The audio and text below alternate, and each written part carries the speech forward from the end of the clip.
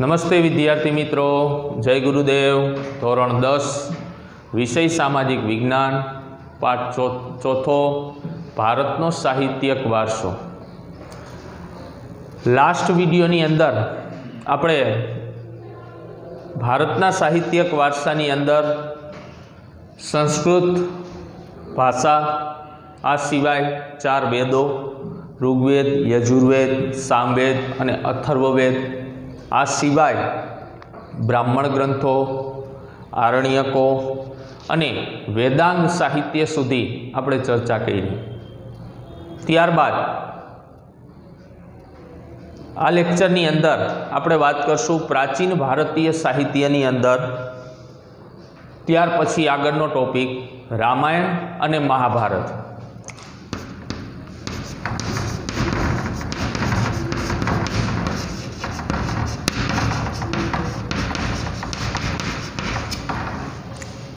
रामायण अने महाभारत आ बंने महाकाव्यो छे ते भारतना प्राचीन ग्रंथों तरीके ओळखवामां आवे छे। आ सिवाय भारतीय लोकोमां संस्कारोनुं सिंचन करवामां, घणा बधा साहित्यकारोना साहित्यनुं सर्जन करवामां अने भारतना महान ग्रंथों तरीके आ बंने ग्रंथोने ओळखवामां आवे छे। जेमां आपणे पहली बात करिए कि रामायण, तो कि रामायण नामनु महाकाव्य छे ते ईस्वीसननी बीजी सदी दरमियान आ काव्य ग्रंथनी रचना थई, जेना रचयिता छे वाल्मीकि छे अने ते महाभारत करता घणुं नानुं ग्रंथ छे अने आ ग्रंथनी अंदर 24,000 जेटला श्लोको छे अने 7 कांड छे। वाल्मीकि रचित रामायणनी अंदर श्री राम अयोध्याना राजा श्री रामचंद्रना जीवन चरित्रनुं वर्णन करेलुं छे। आ साथे घणी बधी तेना जन्मथी लई घणी बधी एनी जीवन दरमियान बनती घटनाओं अने एनी दिलचस्प घटनाओं, जेम के मित्र केवो होवो जोईए, भाई केवो होवो जोईए, पत्नी केवी होवी जोईए, ते आपणे रामायणनी अंदर विस्तृत वर्णन करेलुं छे। आ साथे श्री रामचंद्र, हनुमानजी जेवा अनेक साथीदारों साहसों वर्णन पण करेलू है। लॉकडाउन दरमियान आपणे रामायणनी सीरियल जोई होय अने ए रामायणना सीरियलनी अंदर आपणे श्री रामचंद्रनु जीवन चरित्रनु विस्तृत वर्णन करवामां आवेलू है। अने आ साथे बीजो एक ग्रंथनी आपणे वात करीए तो के वेदव्यास रचित वेदव्यासे रचेलो महाभारत। महाभारत छे ए विश्वनो सौथी मोटो काव्य ग्रंथ छे, तो के जेनी अंदर 1 लाख करता वधारे श्लोक छे अने एनु महाभारतनो मुख्य विषय छे ए कौरव अने पांडवो वच्चे थयेला युद्धनुं वर्णन। कौरवों अने पांडवों वच्चे थयेला युद्धनुं विस्तृत वर्णन आ ग्रंथनी अंदर करवामां आवेलुं छे। जेना रचयिता छे ए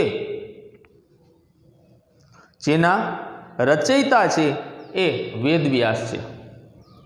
रामायणना रचयिता वाल्मीकि छे, ज्यारे महाभारतना रचयिता छे ए वेदव्यास छे।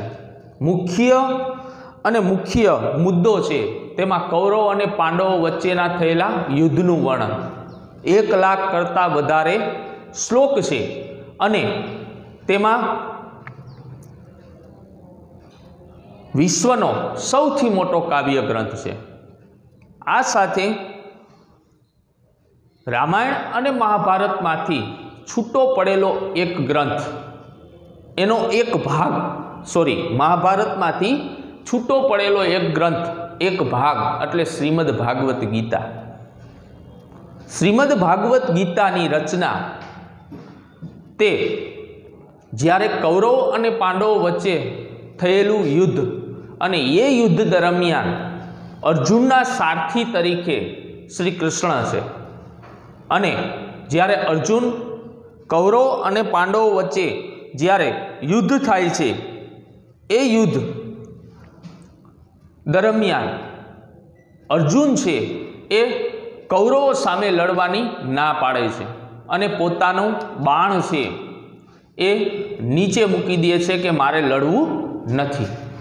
ત્યારે એ સમયે ભગવાન શ્રી કૃષ્ણ તેને મોક્ષ પ્રાપ્તિના ત્રણ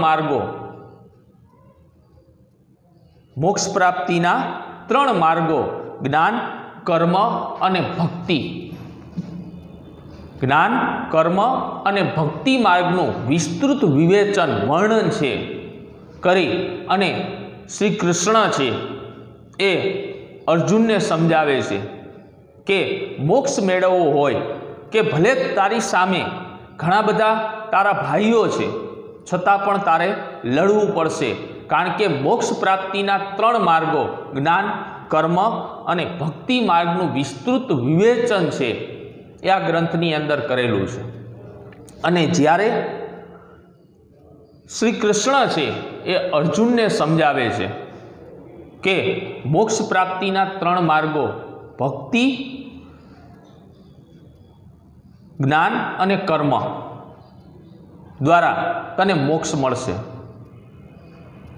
એ વિસ્તૃત વિવેચન કરી, વર્ણન કરી, અનેક વાર્તાઓ કહી અને ત્યારબાદ અર્જુનને લડવા માટે તૈયાર કરે છે।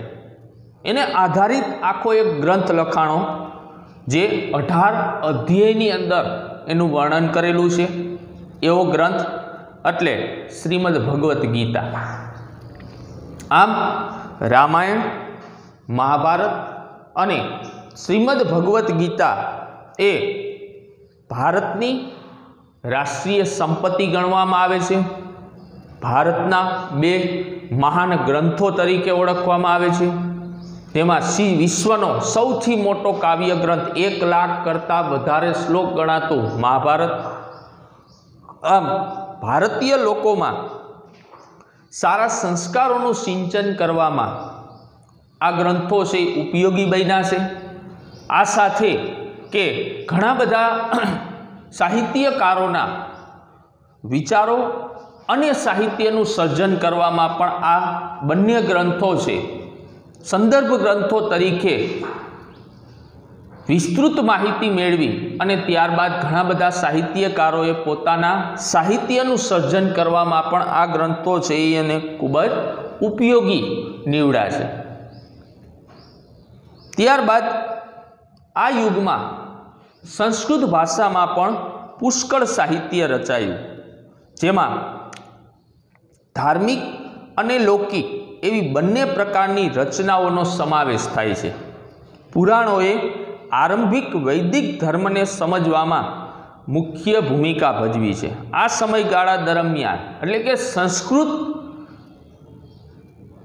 ગ્રંથો લખાયા અને એ સમયગાળા દરમિયાન અનેક શાસ્ત્ર ગ્રંથો અને સ્મૃતિ ગ્રંથો પણ લખાયા હતા।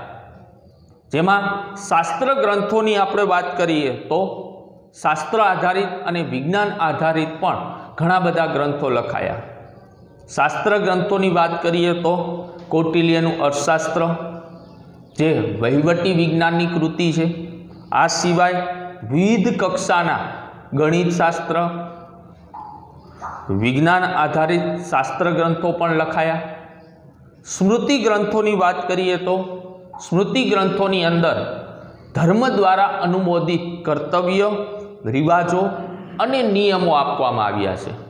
તો સ્મૃતિ ગ્રંથોની અંદર શેનું વર્ણન કરેલું છે કે ધર્મ દ્વારા અનુમોદિત, ધર્મ સાથે જોડાયેલા જે પણ धर्म आपणे पाळता होय ए धर्मना शुं एनुं कर्तव्य छे, ए धर्मनुं शुं रिवाज छे, शुं नियमो छे, जे पण धर्म साथे संकळायेला होय ए धर्मना रिवाजों, कर्तव्यों अने नियमों आ स्मृति ग्रंथोनी अंदर आपवामां आव्या छे। त्यारबाद हिंदू धर्ममांथी छूटो पड़ेलो एक धर्म एटले के बौद्ध धर्म। पहला सनातन धर्म हतो, बधा धर्म एक ज हता, जेमां हिंदू धर्म छे ए हिंदू धर्ममांथी छूटो पड़ेलो अलग थयेलो एक धर्म एटले के बौद्ध धर्म। अने बौद्ध धर्म छे एना उपर बौद्ध धर्म ए बौद्ध धर्मना जे पण ग्रंथो छे ए पाली भाषा में लखाया।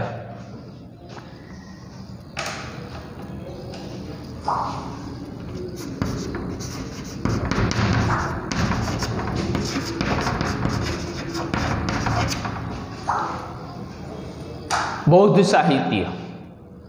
साहित्य छे ते पाली भाषा में लखायुं अने बौद्ध साहित्य छे ए 3 भाग में वहेंचवामां आव्युं, जेने त्रिपिटक तरीके ओळखवामां आवे छे।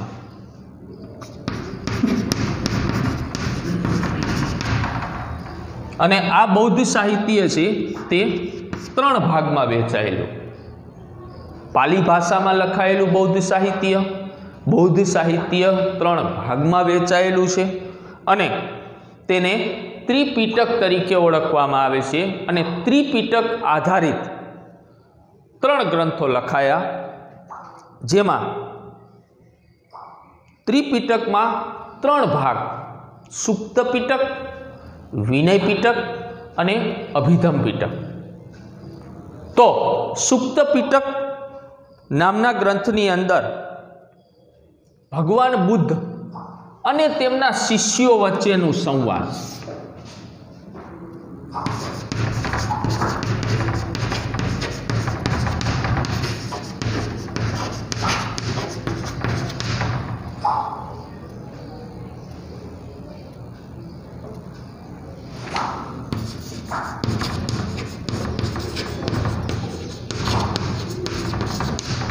सुक्त पिटक नामना ग्रंथनी अंदर भगवान बुद्ध अने तेमना शिष्यों वच्चेनी चर्चा विचारणा संवाद एने आधारित एक आखो ग्रंथ के शिष्यने कोई पण प्रश्न होय ए प्रश्ननुं निराकरण ए भगवान बुद्ध साथे मळीने करता, एटले के भगवान बुद्ध अने तेमना शिष्यों वच्चेनो जे संवाद छे ए सुक्त पिटक नामना ग्रंथनी अंदर वर्णन करवामां आव्युं छे। विनय पिटक नामना ग्रंथनी अंदर बौद्ध संघना नियमों विस्तृत वर्णन है। विनय पिटक नामना ग्रंथनी अंदर बौद्ध संघना नियमों विस्तृत वर्णन करवामां आवेलुं छे। ज्यारे तीजू छे अभिधम पिटक, जेने इंडो ग्रीक शासक मिनेंडर अने बौद्ध तत्वज्ञानी नागसेन, इंडो ग्रीक शासक मिनेंडर के आ मिनेंडर छे ए भारत पर ज्यारे चढ़ाई करे छे अने ए दरमियान बौद्ध धर्मना बौद्ध तत्वज्ञानी नागसेन वच्चे ज्यारे संवाद थाय छे त्यारे ए संवादथी ए बौद्ध धर्म प्रत्ये घणा बधा प्रभावित थाय छे। प्रभावित थया पछी ए बौद्ध धर्म अपनावी ले छे अने बौद्ध धर्म थी अपनावी अने त्यारबाद बौद्ध साहित्य उपर एने पोतानुं नाम छे ए फेरवे छे अने मिनेंडर मांथी मिलिंद तरीके ते ओळखाय छे अने त्यारबाद तेने मिलिंद पहनो नामना एक ग्रंथनी रचना करी। आम बौद्धना पूर्व जन्म आ सिवाय बौद्धना पूर्व जन्मने रजू करती घणी सैकड़ों जात कथाओं पण બૌદ્ધ સાહિત્યનું એક અંગ બન્યું છે. ત્યારબાદ પાલીમાંથી સંસ્કૃત ભાષાની અંદર ભગવાન બુદ્ધના જીવન ચરિત્ર આધારિત એક આખો ગ્રંથ તૈયાર થયો, જે પાલીમાંથી સંસ્કૃત ભાષાની અંદર અનેક બૌદ્ધ ગ્રંથો છે એ સંસ્કૃત ભાષામાં પણ લખાયા, જેમાં અશ્વઘોષ રચિત બૌદ્ધ ચરિત્ર એ વિશેષ જાણીતો ગ્રંથ બન્યો. તો પ્રાચીન ભારતીય સાહિત્યની અંદર આપણે બૌદ્ધ સાહિત્યની વાત કરી.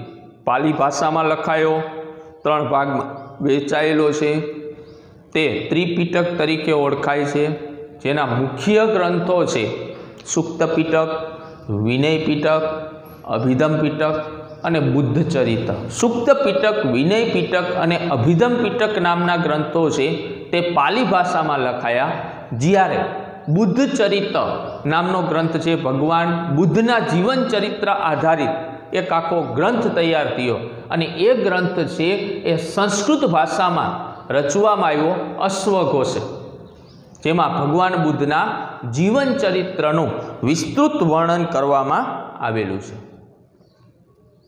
નેક્સ્ટ, ત્યારબાદ ગુપ્ત યુગના સંસ્કૃત સાહિત્ય.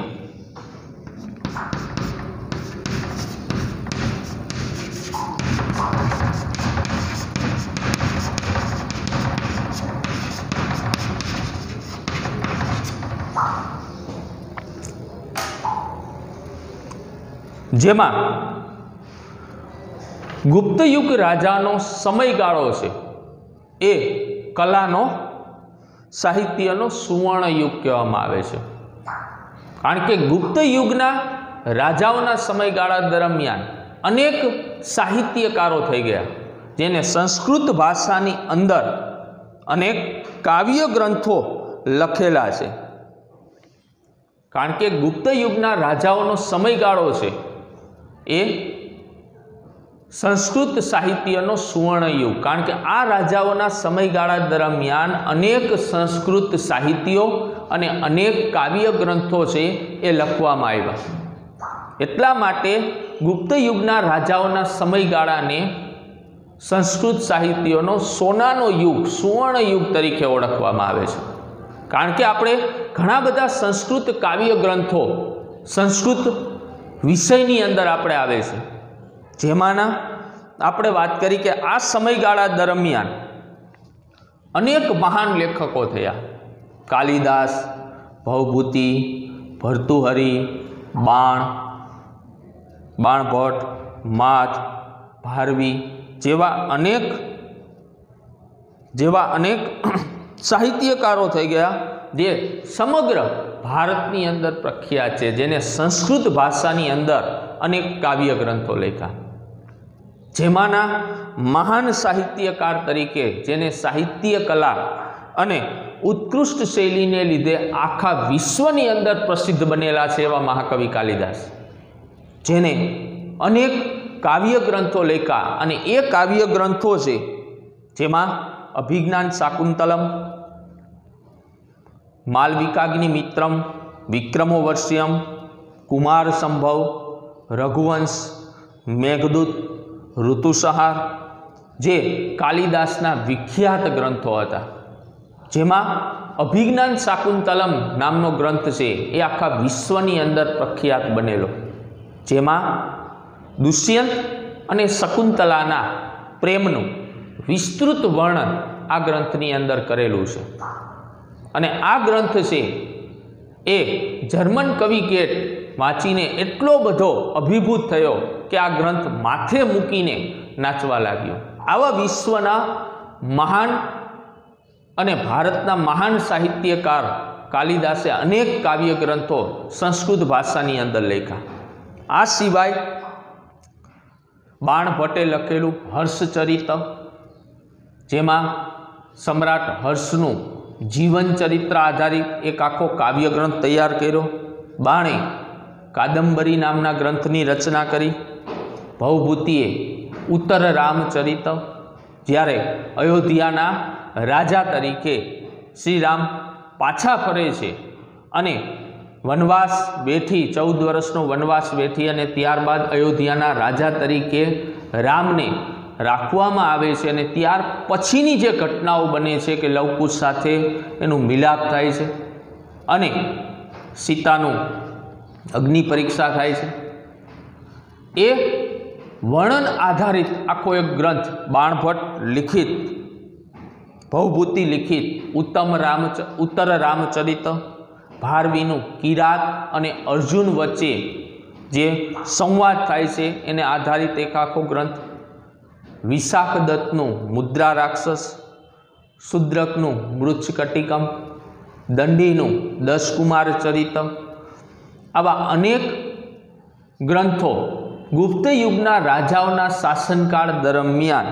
અનેક કાવ્યો અને નાટકો છે એ લખવામાં આવ્યા, જેમાંના દરેકની બાબતો છે જે આપણે વાત કરીએ કે કાં તો કોઈ રાજકીય ઘટનાઓ આધારિત ગ્રંથ લખાયા, કાં તો કોઈ પ્રણય પ્રસંગો આધારિત ગ્રંથો તૈયાર થયા અને કાં તો કોઈ રૂપક, કાં તો કોઈ હાસ્ય પ્રસંગ અને કાં તો કોઈ તત્વજ્ઞાન આધારિત મુખ્ય વિષયો રહ્યા છે અને આ વિષયો દરમિયાન એ દરેક ગ્રંથો છે એ કોઈને કોઈ બાબત આધારિત, કોઈને કોઈ ઘટનાઓ આધારિત ગ્રંથ તૈયાર થાય, કાં તો કોઈ રાજકીય ઘટનાઓ, કાં તો કોઈ પ્રેમ પ્રસંગ, કાં તો કોઈ એક વ્યક્તિ આધારિત એના જીવન ચરિત્ર આધારિત ગ્રંથ લખાયો હોય અને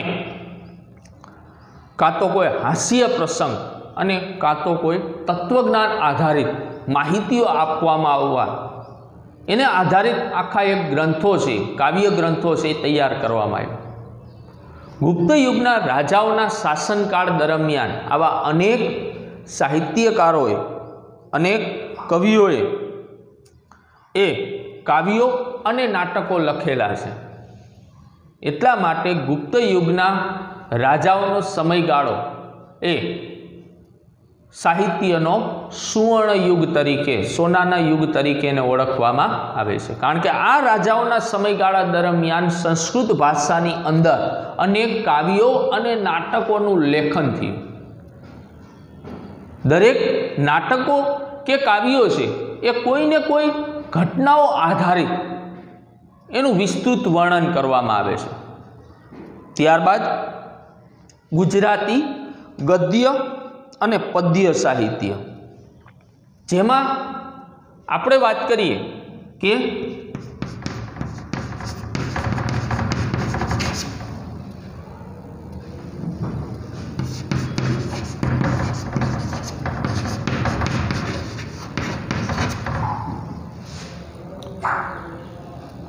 ગુજરાતી ગદ્ય અને પદ્ય સાહિત્ય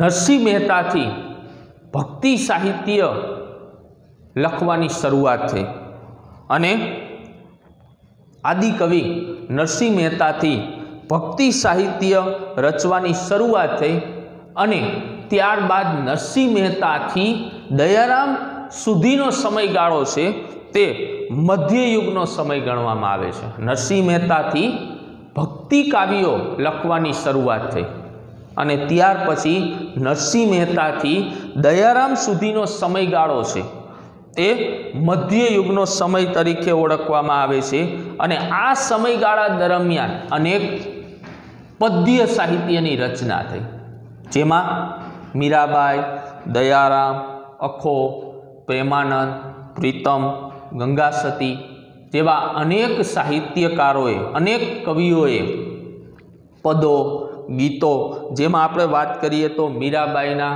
પદો, ત્યાર પછી અખાના છપ્પા, પ્રેમાનંદના આખ્યાનો, ધીરા ભગતની કાફી, ભોજા ભગતના ચાબખા, પ્રીતમના પદો, શામળ ભટ્ટના છપ્પા અને ભાલણના આખ્યાનો, દયારામની ગરબીઓ વગેરે મધ્યયુગના સમયગાળા દરમિયાન અનેક સાહિત્યકારોએ આવા પદ્ય સાહિત્યની રચના કરી જેવા નરસિંહ મહેતાના પદો, જે આપણને ખબર છે વૈષ્ણવ જન તો તેને કહીએ જે પીડ પરાઈ જાણે રે, આવા નરસિંહ મહેતાના પદો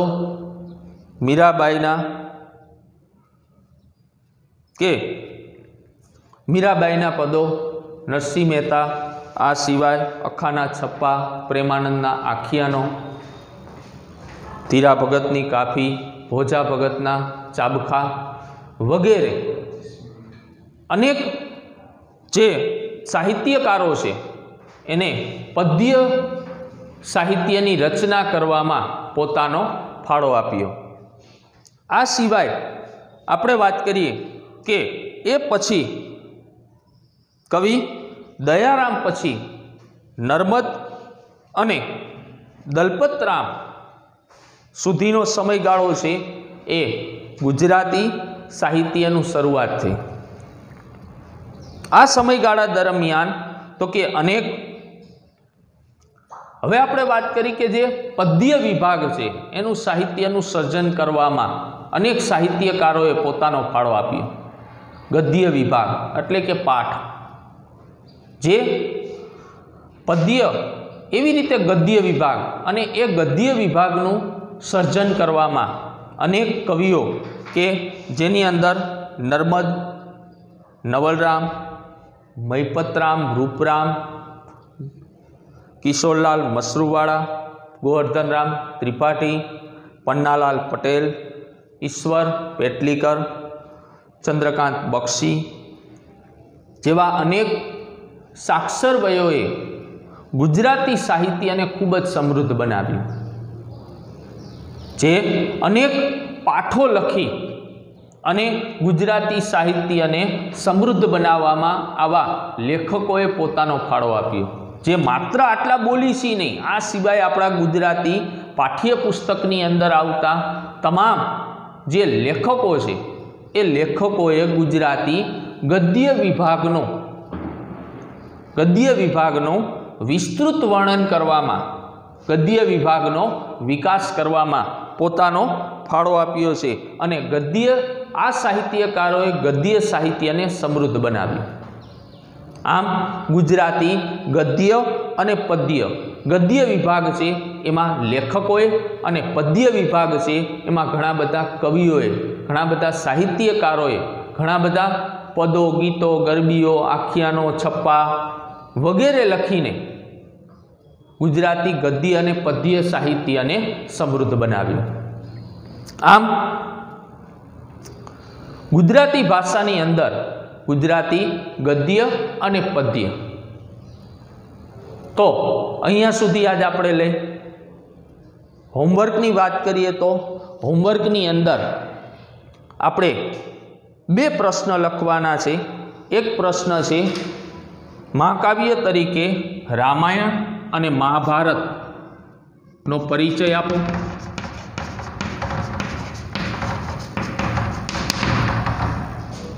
મહાકાવ્ય તરીકે રામાયણ અને મહાભારતનો પરિચય આપો. અને બીજો પ્રશ્ન છે, ગુપ્ત યુગના સંસ્કૃત સાહિત્યનો પરિચય આપો.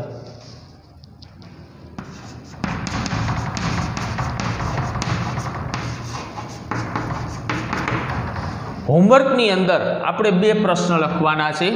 એક છે રામાયણ, મહાકાવ્ય તરીકે રામાયણ અને મહાભારતનો પરિચય આપો.